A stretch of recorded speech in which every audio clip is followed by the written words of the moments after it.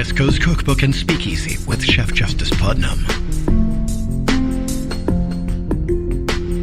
Netrootsradio.com.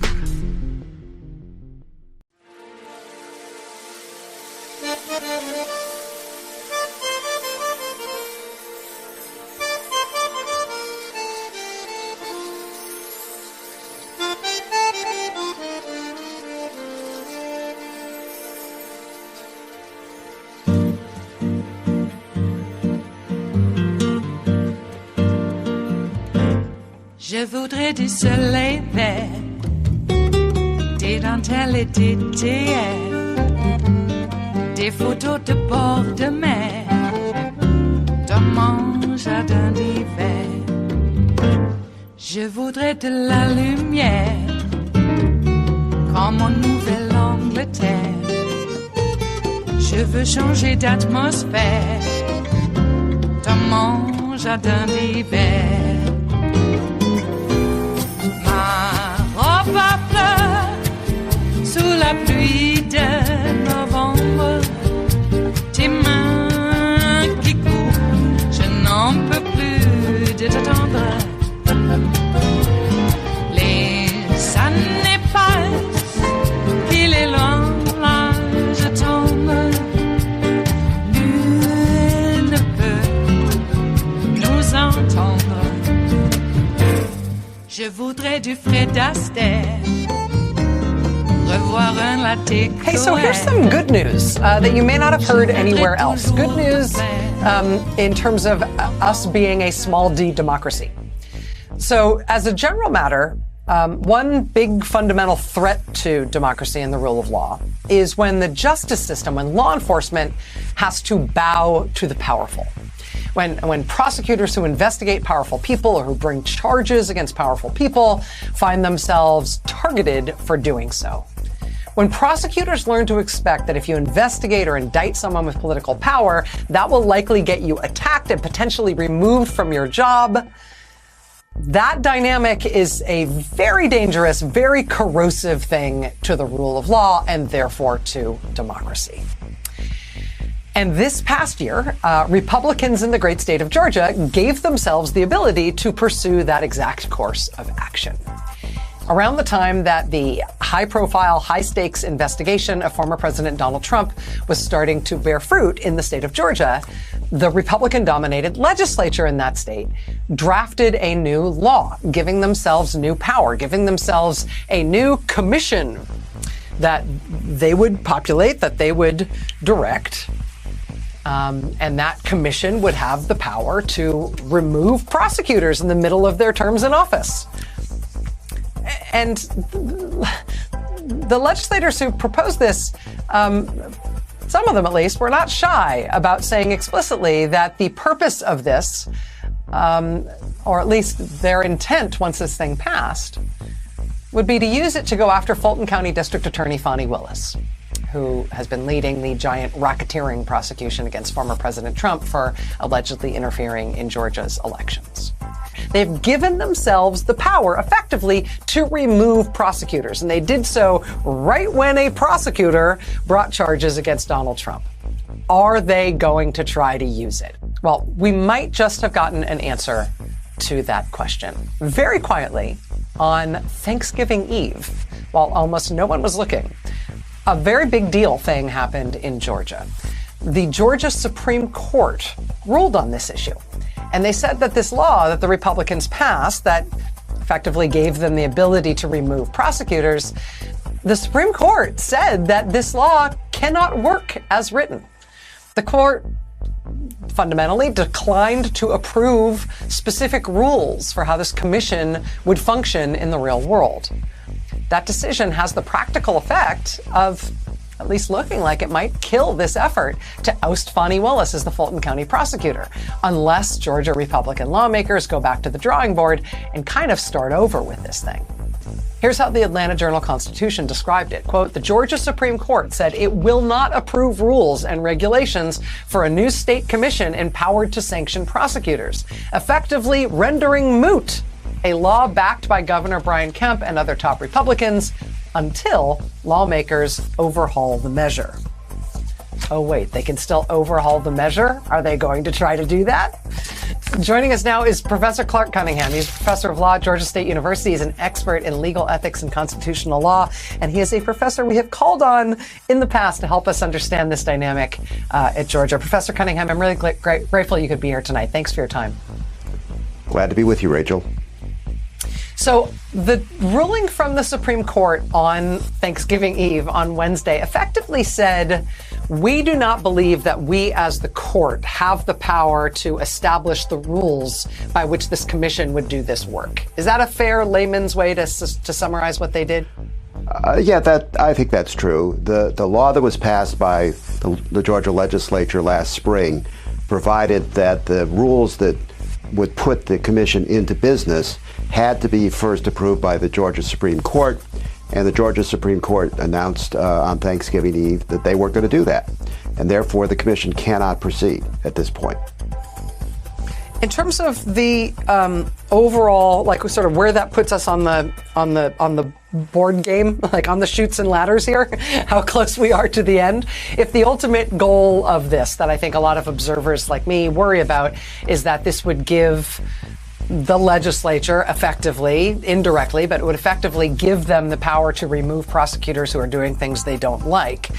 Does this bring things right back to square one, right back to the beginning of the board? Or is there an opportunity for the legislature to respond to the court effectively and in short order in a way that would put this back on track? Well, it's not clear what the next steps are going to be. Nothing's going to happen before the end of the year because the Georgia legislature is a part-time legislature, and so they won't be back in business for this probably until the new year. They're meeting for redistricting right now.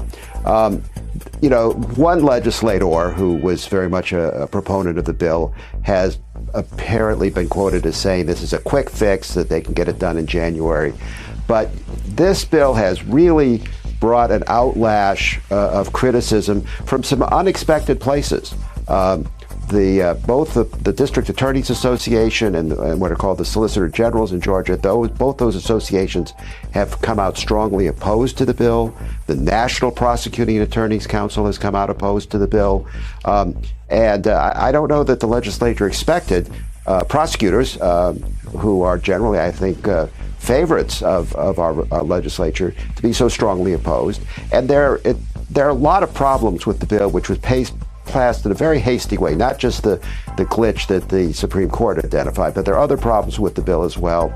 And I think it's quite possible that it might be the legislature will abandon this project, or if not, they'll have to do some significant reworking of the bill so that the commission doesn't have as much unregulated power as it seems to have under the bill that was passed this past year. In terms of public interest and public pressure and how the legislature might sort of assess its own appetite for going back and trying to do this again, reopening this against the kind of elite pressure that you were describing there.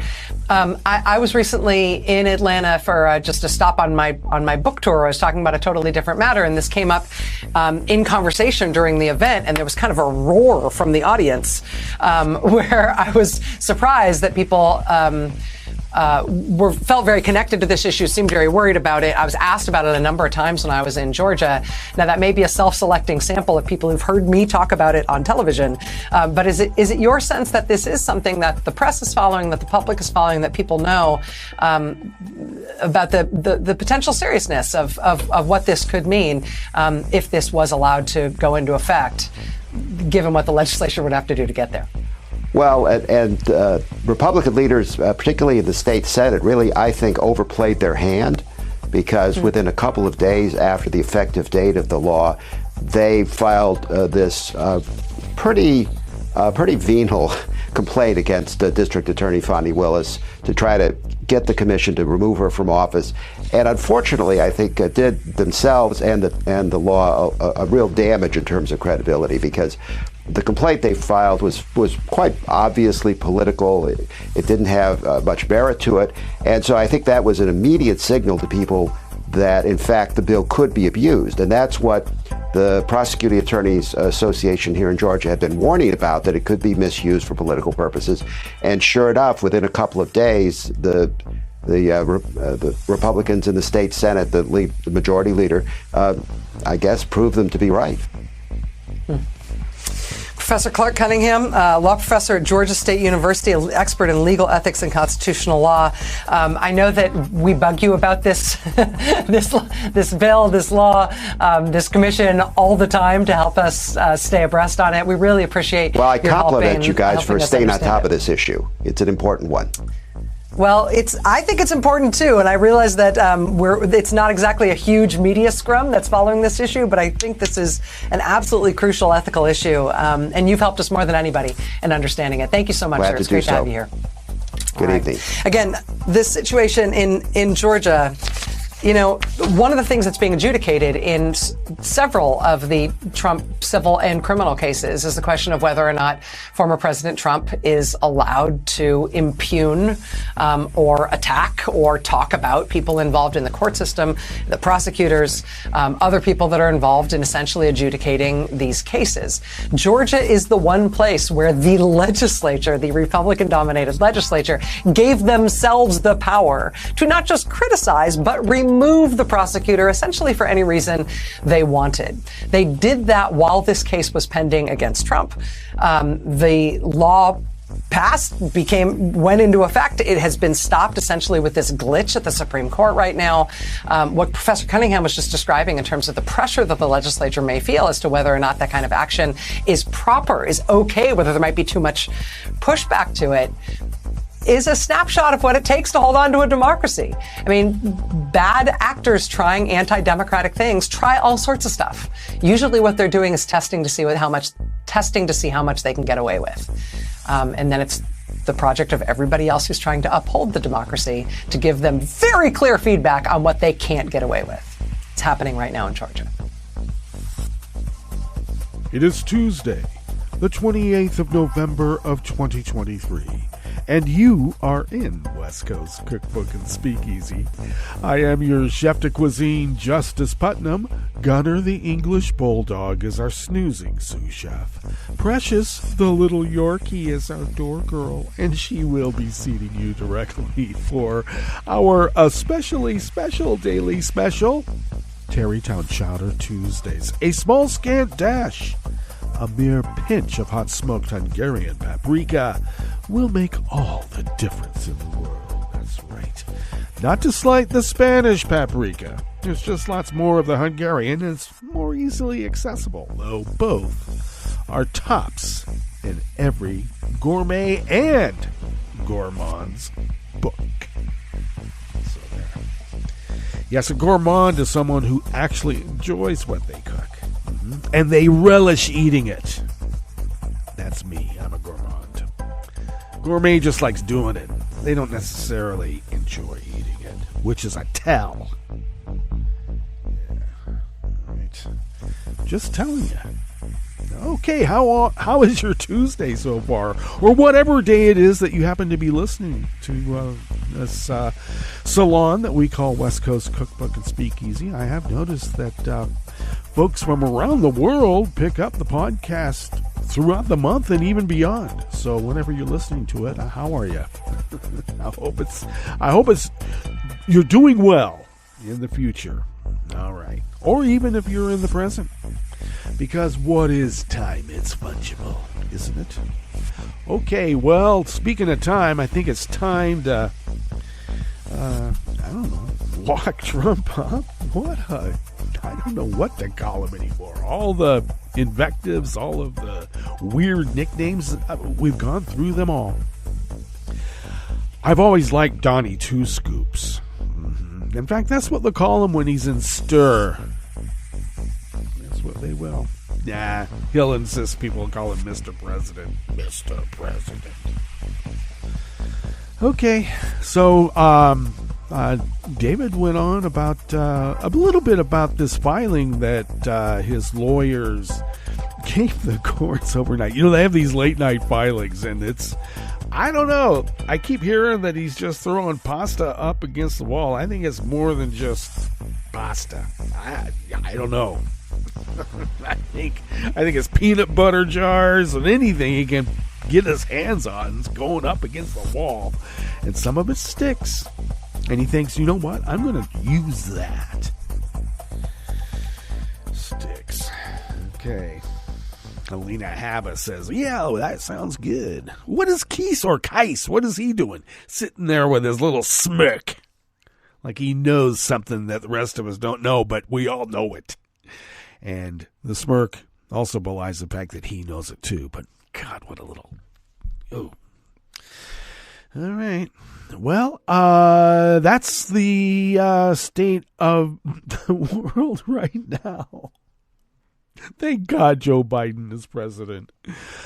And he's not going to get any credit. They're going to Jimmy Carter him if they can't Hillary Clinton him. Okay, they've been trying to dirty him up. And, you know, we got all sorts of useful idiots, dupes, and outright assets telling us that Joe needs to drop out. No shit, Sherlock. This is what bugged Vlad back in the day in 2020 by far. When 2016 he knew that Hillary would have been worse on him. The campaign to keep Joe off the ballot began in earnest as soon as they found out, you know what, we got another election in these United States of America. We got to do this all over again. On the Russian side, they never stopped, but you know what I mean. So they geared it up to go after Joe. What was the perfect call to Ukraine about? What got Trump impeached. All right. Also, with the Tuberville deal, I still maintain that the military takes an oath to the Constitution. The generals take an oath to the Constitution. They don't take an oath to the president. And from what I've always understood in constitutional history, European law, and the way that our precedent has been gone on before, which is what makes it precedent. I know precedent schmecedent. Who cares about that anymore, according to the Federalist Society?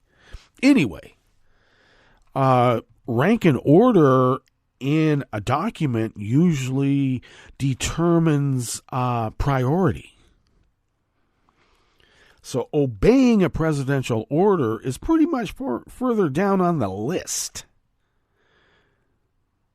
than protecting the Constitution from enemies, foreign and domestic.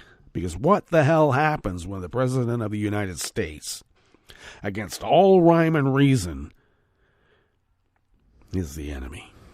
That is what Donald Trump has done, and that is what Vladimir Putin, and I should add some other foreign actors as well, and I'm looking at you, Xi. I like saying that. I'm looking at you, Xi. Have exploited.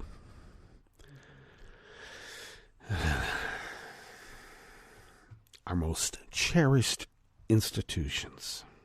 Mm-hmm. Now take real estate, for instance.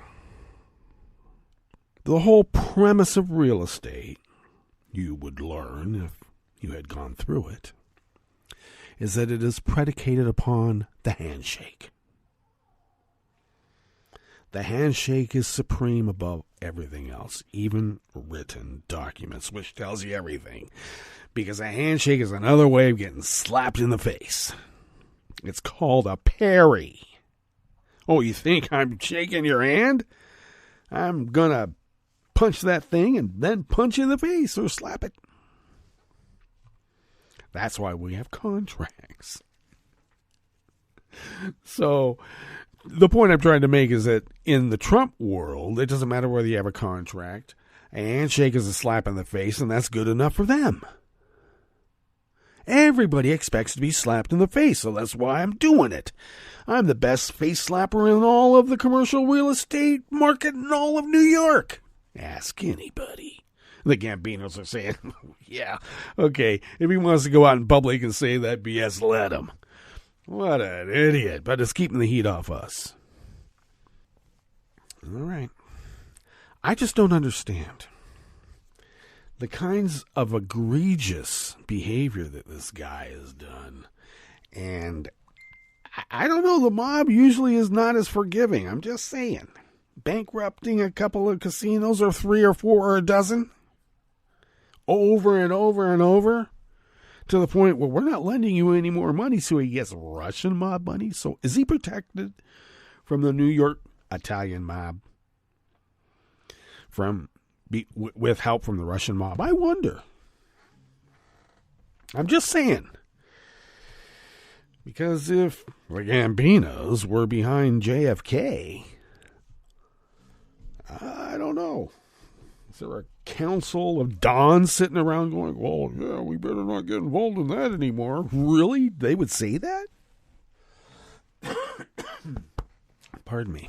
It's quite cold out there and things congeal. So, it's just maddening. Jeez. I remember a time, and so do you, when dictators that we put in place got a little bit too, shall we say, personally involved in their own aggrandizement. That kind of pissed off a few people, and they weren't long for the world. And I always thought that, I don't like that. And I don't. I don't like the use of violence to, determine succession and power. It's bullshit. That's why we are a representative democracy. And this guy violated the most cherished institution in the United States of America, and that is the peaceful transition of power. I know people might say human liberty and all that, but if you don't have a peaceful succession of power, you don't get any of the rest. And that's where we are, because we're not getting very much of the rest. They're taking one right away from us, or 10 at a time. Oh, you like bodily autonomy? No way. You like personal privacy? No way. You want to determine what you want to do with your life predicated upon science instead of my stunted, bigoted interpretation of religiosity? No way.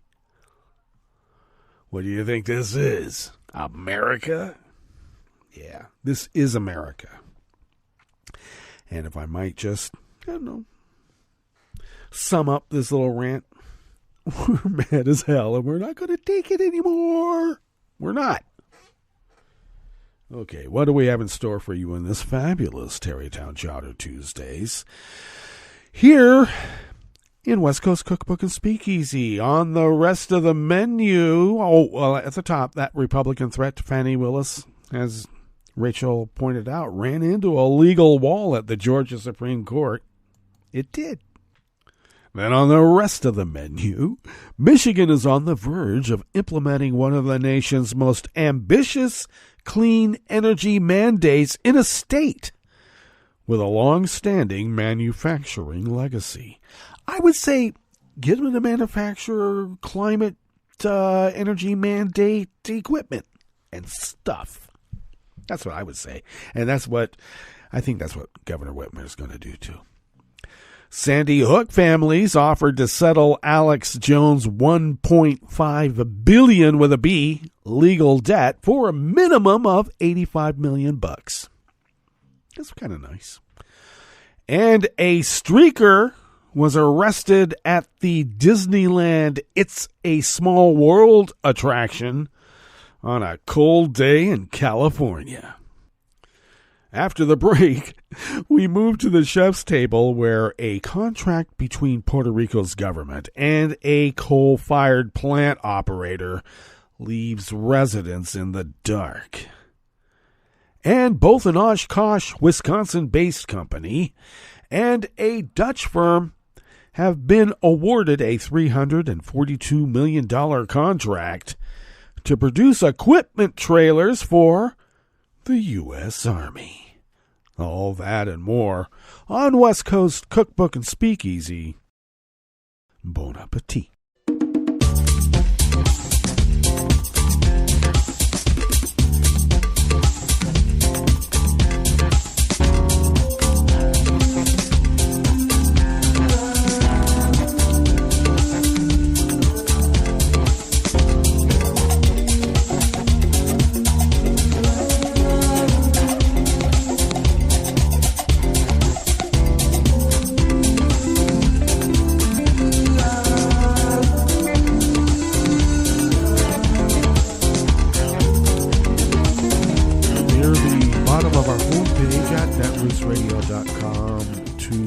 right of the page is the chat room link, and the chat room is monitored by Kelly Lincoln, and she is quite busy these days, so thank you, Kelly, for everything that you do.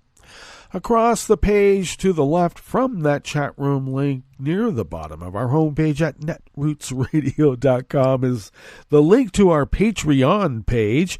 If you could become a recurring Patreon of Netroots Radio, and if you're able to, send us what you might spend on an espresso-type coffee drink once a month, that really does help us pay our bills. And I mentioned yesterday that this is the time of year where the bigger bills come in, and your help is greatly appreciated. It does put quite a dent in us paying those, or in the bills themselves, so we pay them.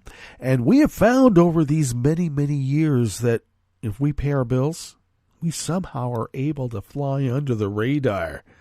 And so we're going to continue doing it that way rather than any other way. Pay your bills, and then you get away with a lot. Jeez. Anyway, we thank you for allowing us to fulfill our civic duty, as the founders originally intended so many, many years ago. They did. If you would like to follow Netroots Radio on Twitter, Mastodon, Spoutable, Blue Sky, Facebook, you can do so at Netroots Radio. Tom takes care of those, except for Facebook. Kelly pretty much takes care of that, so there. Follow me on all those social media platforms, even Instagram and Tumblr. I don't do too much there, but I show up, and you can do so at Justice Putnam. I post the show notes and links diary on Daily Co's 10 minutes before showtime for each of these shows, and that way you have quick access to the actual reportage that we draw such great inspiration from here at West Coast Cookbook and Speakeasy. And the links are right there in my social media feed to get to the show notes and links diary. And then you'll find those articles. Yes, you will.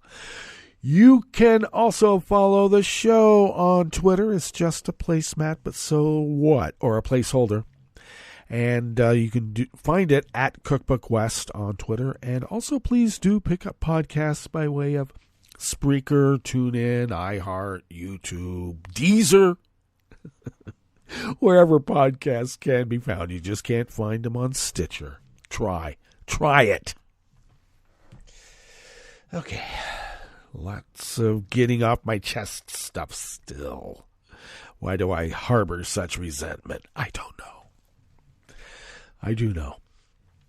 But I like being rhetorical. Don't we all? Okay, this first offering here in the Bistro Cafe of West Coast Cookbook and Speakeasy on this quite crisp morning here on the West Coast of the great United States of America is out of the Associated Press by Joey Capoletti. Michigan is on the verge of implementing one of the nation's most ambitious clean energy mandates, aiming to be carbon-free by 2040 in what is a pivotal test of the Democrats' environmental goals in a state with a long-standing manufacturing legacy. Okay. Start manufacturing stuff for a carbon-free 2040. Michigan will join 4 other states in requiring utility providers to transition to 100% carbon-free energy generation by 2040 under legislation that will soon be signed by Governor Gretchen Whitmer. The state has also set a goal for utilities to generate 50% of their energy from renewable sources by 2030. A significant leap from the current 12%. The state-level mandates support the Biden administration's goals of a carbon pollution-free electricity sector by 2035 and a net-zero emissions economy by no later than 2050. The Clean Energy Package, which was approved by Democrats in the Michigan legislature this month, has been lauded by environmental groups. Lisa Wozniak, executive director of the Michigan League of Conservation Voters, said she hopes Michigan's plan serves as a model for other states. And that's exactly what the fossil fuel industry and their proxies, or proxies, I don't know, their henchmen, the GOP, fear the most.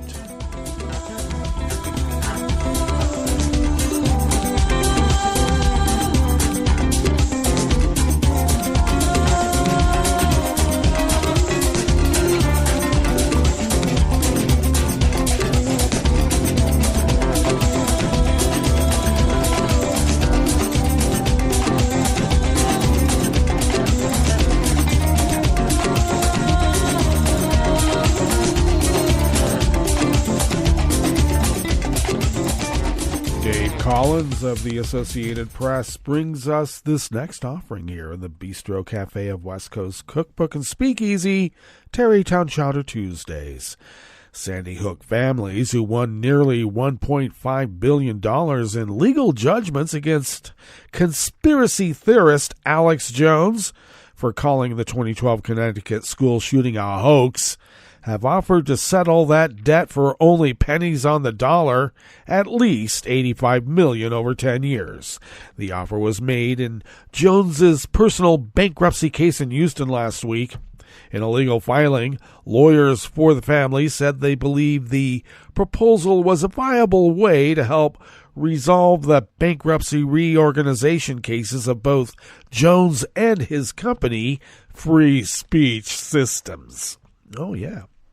But in the sharply worded document, the attorneys continued to accuse the InfoWars host of failing to curb his personal spending and extravagant lifestyle, failing to preserve the value of his holdings, refusing to sell assets, and failing to produce certain financial documents.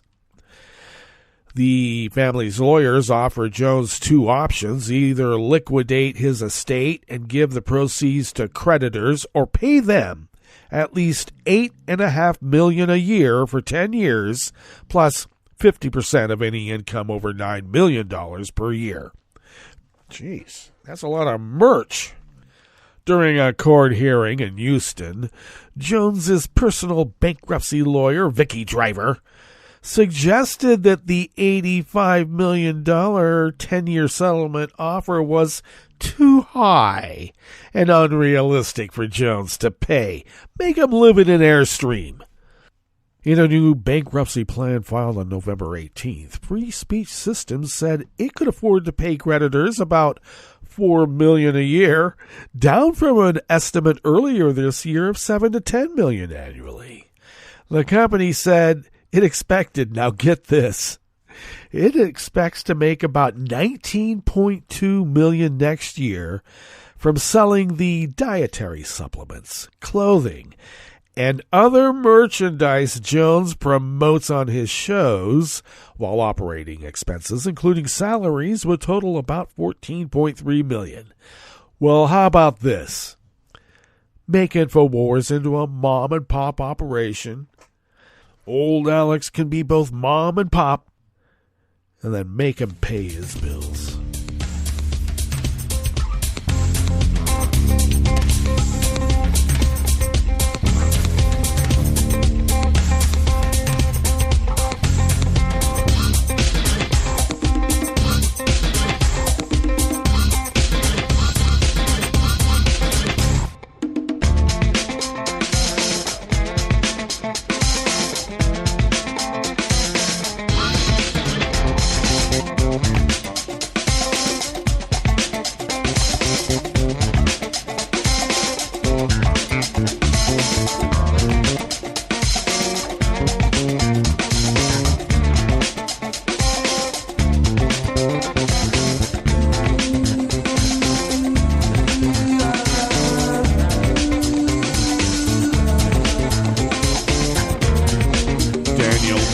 Of the Los Angeles Times brings us this final offering here in the Bistro Cafe of West Coast Cookbook and Speakeasy. A 26-year-old man was arrested after he removed his clothes at Disneyland Park, according to Anaheim Police Department spokesman Jonathan McClintock. Officers responded to the Anaheim theme park just after 1:30 p.m. to assist Disneyland security with a guest who had removed his clothes and was naked in or near the It's a Small World attraction. Fellow Disneyland guests posted to social media about the surprise streaker. Footage shows a man walking among the theme park's ride sets, festive music playing in the background. The man was arrested on suspicion of indecent exposure and being under the influence of a controlled substance. He was taken to a hospital as a precaution, said McClintock, who declined to name the suspect or provide other small details. All right. Enough of that levity. Let us now go to our break. And when we get back from that break, we will go through weather from around the world. And we will finish up with the stories that we've curated for you today. You were listening to West Coast Cookbook and Speakeasy. And we will be right back. You are listening to netrootsradio.com. Please hang up and try again.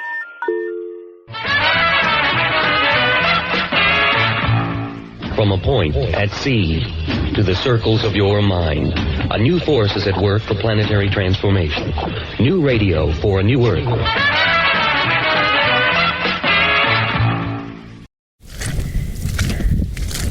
PSA, don't bring hiking boots when walking on tundra. Your feet will get soaked. It's like a wet sponge. We're almost there. About halfway. Getting my ass handed to me. Well, it's a lot faster with snowmobiles.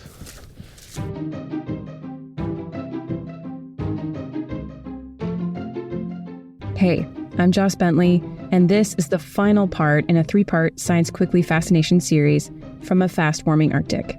Today, I'm heading to a place called the Trail Valley Creek Research Station, high in the Canadian Arctic. I'm sloshing around with Gabriel Hould-Gosselin.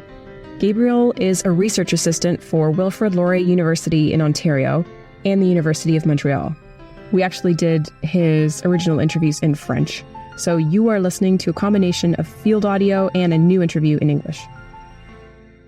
I brought you about 60 kilometers north of Inuvik, which is a little town at the top of the Northwest Territories, out near the Tuktoyaktuk Highway in the tundra.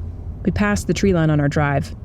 No more trees, just a flat carpet, orange, red, and green tundra. It's unlike any landscape I've ever seen. There's permafrost all over the place. It's super deep. It's like 400 to 600 meters depending. So for all you non-metric listeners, that's 1,300 to almost 2,000 feet deep. That's deeper than almost all the world's tallest skyscrapers. And that's permafrost being permanently frozen ground that doesn't go above 0 degrees Celsius. Of course, the top layer kind of thaws over summer and then refreezes over winter. That's exactly the part that Gabriel is most interested in. That's the area that is active, that has bacteria kind of decomposing organic matter and farting out carbon dioxide and methane.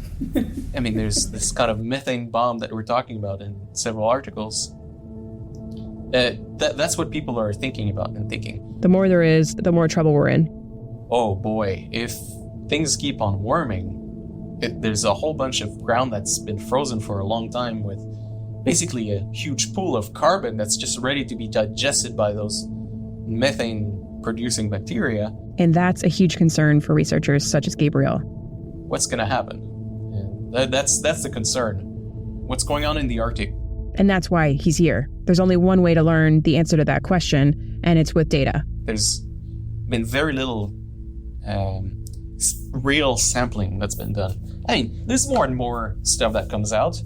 There's more and more satellites that are put out there that are much better and better at looking at different wavelengths. You know, some of them use radar, some of them use infrared, some of them actually measure directly the amount of methane that's in the air in certain areas. But those methods are less reliable without actual measurements from the ground. To validate those measurements, we need ground truthing data. So data that comes from the area that satellite's looking at to kind of compare what's being measured and from up there and then what's being measured from the ground. And that's why we're standing among a bunch of white tents on red tundra. It's all cleaned up for the off-season. And it's nice and clean. Is it not normally this clean? I mean, normally there's a bunch of people living here, Right. There's stuff everywhere. Normally we have a bug net, like one of those kind of area? gazebo bug net thing. Yeah. And then we set up our tents all around here. I mean, normally there's a whole bunch of chairs and, when we get a heater going, people it's where we eat and just spend our time. Yeah. It's tea. It's great. It's a luxury. In the middle of nowhere. We make our way to Gabriel's main research station. It's called an eddy covariance tower. Well, no, a private company installed the tower. I installed all the instruments on it. Yeah. Oh, yeah. Yeah, I spent, 30 hours on it. So we climbed 20 meters, or 65 feet, up this skinny tower, carrying giant pieces of equipment. Here's what he installed. So on the tower, for eddy covariance, in principle, there's two main instruments. One instrument that measures the concentration of gas that we're interested in the air, and that uses infrared. Remember those greenhouse gas farts? This is how science sniffs them out. So basically, we know per volume the amount of carbon dioxide or water vapor that's in that parcel of air. And we're using ultrasound to measure at about 10 times a second the speed of wind in the X, Y, and Z direction. And then we do the covariance between the vertical movements of wind and the concentration of gas. Do we have enough towers in the north to get an accurate picture? No, we do not. It's incredibly difficult and costly to just get something out there. Just to go in those environments is really expensive at a certain point. The biggest challenge that I found doing stuff out there is not necessarily the cold or like the mosquitoes or whatever. It's getting enough power for all of those instruments that measure 24 hours a day, 10 times a second. Is tundra really that different that we need testing in all these different locations? How does it differ? You try to draw like not a paint by number, but one of those little and you have to kind of draw a line and the numbers. Yeah. But basically, you get an entire image with 4 points, and you have to draw an elephant. Like, it's not going to look like an elephant. It's going to look like a square. So it's the same thing. Like, we're trying to get a detailed image of how different types of landscapes in the north behave. But if we only have 4 points, we're going to be missing a lot of detail. And maybe some of the details are going to be important. How big of a problem is this? How worried should we be? There's been very little real sampling that's been done. I mean, there's more and more stuff that comes out. I don't want to be alarmist. And, there's always the kind of trap for scientists to say, because they don't want to say stuff that they don't know, they just go, well, I don't know. I'm not qualified enough. And then basically that's taken by the media saying, well, we're not sure whether it's a problem. Of course it's concerning. Of course we have to do something. In fact, we're past the point of no return. Things are going to happen. Things are warming up already beyond our control. And the consequences of that are happening now and are going to happen. By how much? I can't say.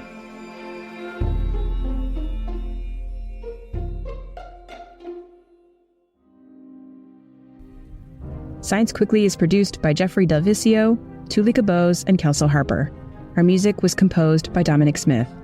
Like and subscribe wherever you get your podcasts. And for more science news, please go to scientificamerican.com. This podcast was produced in partnership with Let's Talk Science. Thank you for joining our Arctic series. I'm Joss Bentley, and this is Science Quickly.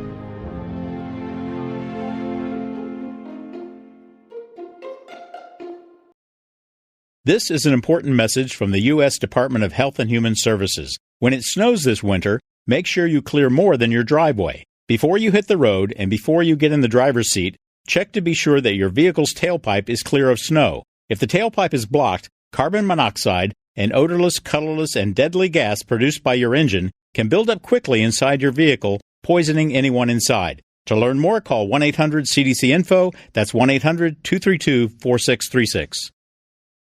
Hi, it's Tom. Could we humbly suggest your donation to netrootsradio.com? All we've got to run this 24-hour powerhouse of progressive resistance radio is what comes out of our own wallets. And you are our biggest donor. And it doesn't take much, $3, $5. Just go to the bottom of our netrootsradio.com page and hit our secure donate button. Heck, you can even make a recurring contribution. So donate what you'd like at the bottom of our netrootsradio.com's homepage.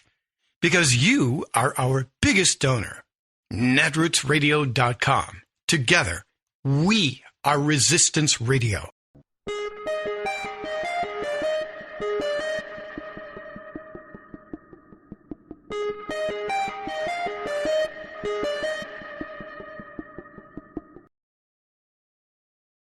You're listening to the American Democracy Minute, keeping your government buy-in for the people.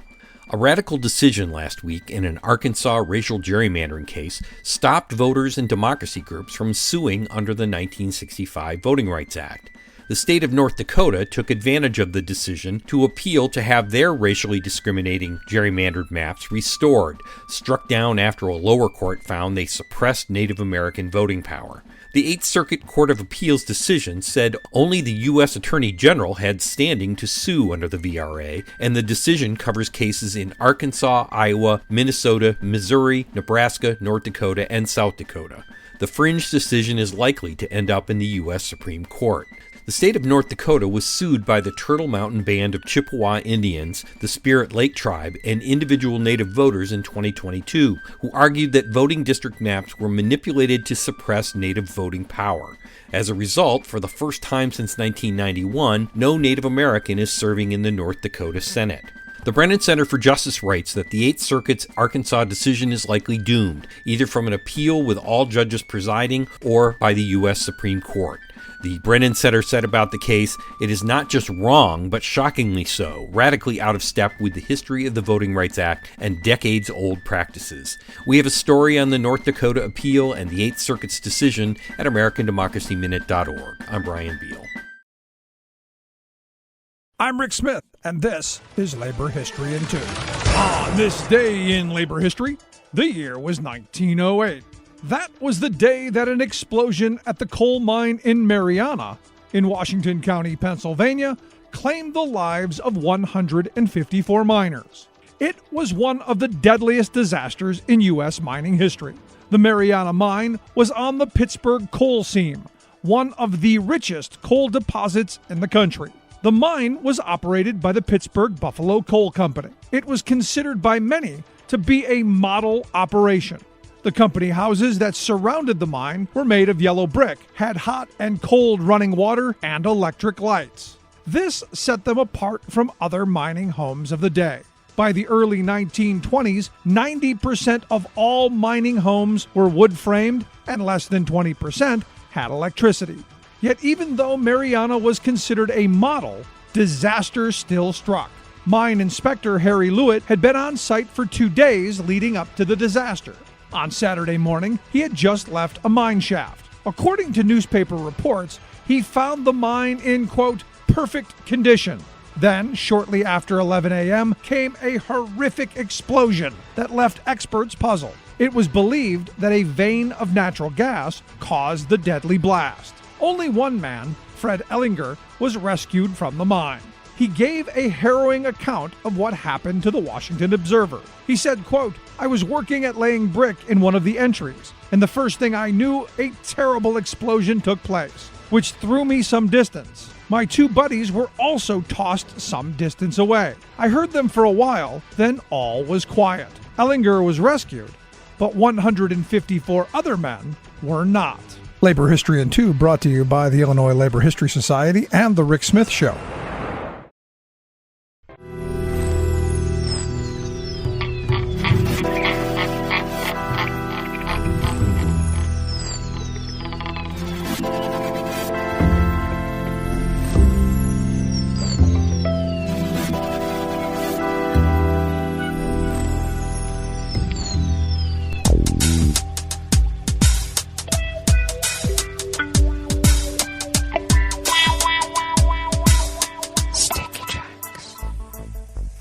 Thank you for accompanying us here to the chef's table at West Coast Cookbook and Speakeasy.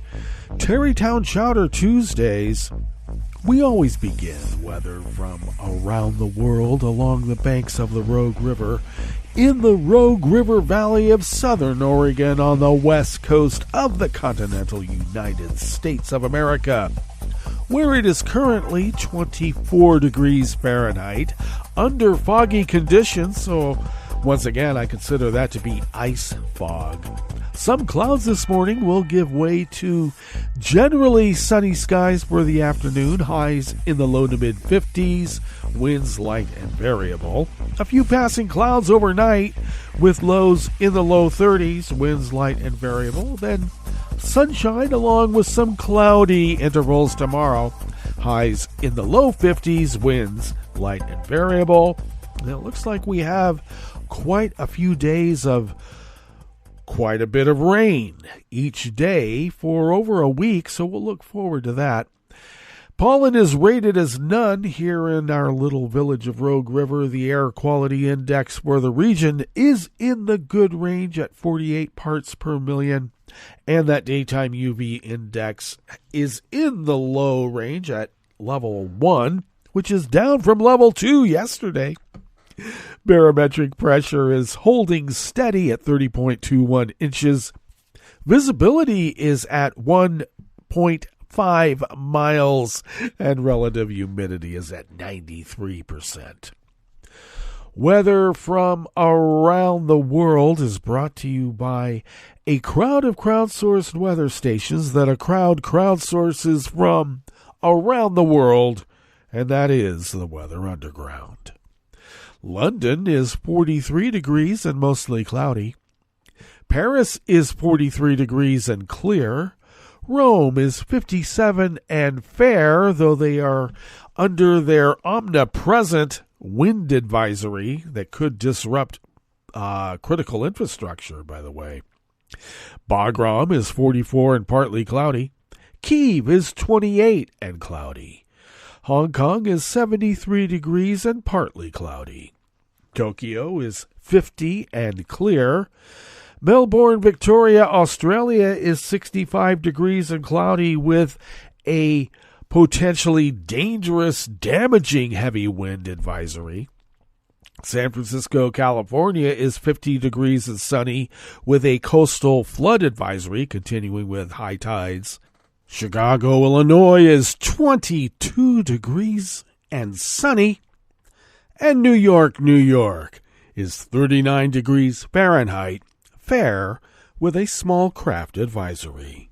And that is weather from around the world, brought to you by a crowd of crowdsourced weather stations that a crowd crowdsources from around the world.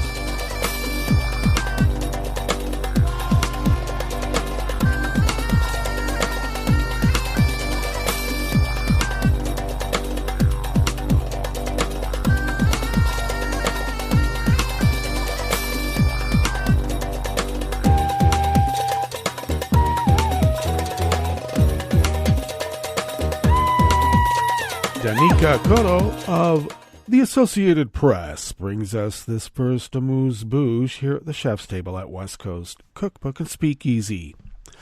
A proposed amended contract between Puerto Rico's government and the operator of a coal-fired power plant accused of contaminating low-income communities on the island drew scrutiny yesterday, Monday, during a heated public hearing. Environmentalists and lawyers demanded to see the redacted details of the proposed amendments sought by AES Puerto Rico LP as the accused officials during the hearing held by Puerto Rico's Energy Bureau of withholding key information that would affect those living in the U.S. territories. If approved, the amended contract would go into effect on December 1st. It is expected to lead to an increase in power bills that are already among the highest of any U.S. jurisdiction and award more money to a company that has come under the scrutiny of the U.S. Environmental Protection Agency. The EPA is testing air and water in the region. The Energy Bureau is expected to issue a decision in the coming days. A Bureau spokesman said it does not comment on cases that are under review. The amended contract already was approved by the governing board of Puerto Rico's Electric Power Authority, which said the details are confidential because the contract still has to be approved by the Energy Bureau and a federal control board that oversees the island's finances. Medical doctors have testified in public hearings that they've seen a significant increase in the types of cancers and other diseases in that region since the plant began operating. The contract, dating from 1994, has been amended twice. Among the new proposed amendments are details of a green transition stabilization payment and a plan to convert the Guayama coal plant to green energy, including the location of such projects. Such details have been redacted.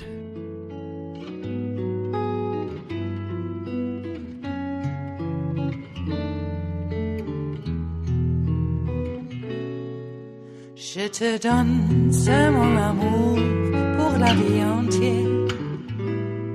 La promesse de me trouver à tes genoux. Aussitôt que tu m'appelles, rester toujours fidèle. C'est tout, c'est tout. Je te donne tous mes printemps, mes étés de mer, mes automnes quand les feuilles tombent partout. Si ce n'est pas une bonne affaire, je te donne tous mes hivers. Staff at the Associated Press brings us this final amuse-bouche here at the chef's table at West Coast Cookbook and Speakeasy, Tarrytown Chowder Tuesdays. An Oshkosh-based company and a Dutch firm have been awarded a $342 million contract to produce equipment trailers for the U.S. Army. Oshkosh Defense announced yesterday, Monday, that it will partner with Brocius BV to produce an estimated 557 medium equipment trailers. The 6-axle trailer and its tractor can transport military equipment weighing up to 60 tons. The 5-year contract includes an option for 2 additional years. The Army awarded Oshkosh Defense a $263.2 million contract last year to produce an estimated 466 heavy equipment trailers, which can transport up to 90 tons of equipment. Well, that brings us to the end of our broadcast period for the day, but you do know Netroots Radio broadcasts on, and we will meet up here tomorrow for Smothered Benedict Wednesdays. Oh, it's nothing untoward. It is only a fluffy aged egg dish with a lovely hollandaise sauce. So do stay tuned to Netroots Radio all day and all night for all the breaking news as it breaks. And we will meet up here tomorrow, right here, in West Coast Cookbook and Speakeasy. Bon appetit.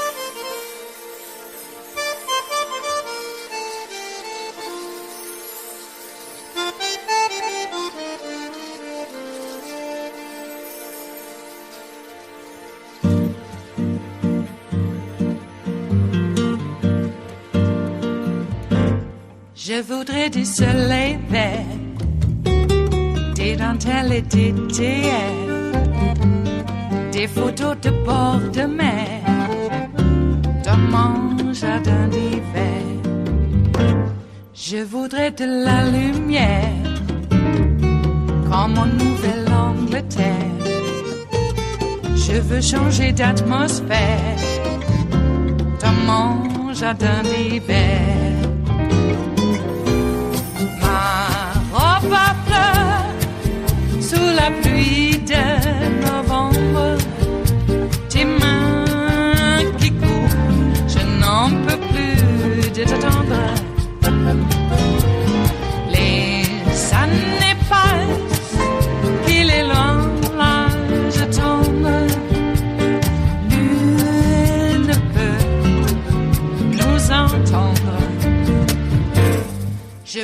près du Fred Astaire, revoir un latte Goël. Je voudrais toujours te plaire dans mon jardin d'hiver. Je veux déjeuner par terre comme au long de golfe clair, t'embrasser les yeux ouverts dans mon jardin d'hiver. Ma robe à fleurs sous la pluie d'un novembre, tes mains qui courent, je n'en peux plus de t'attendre.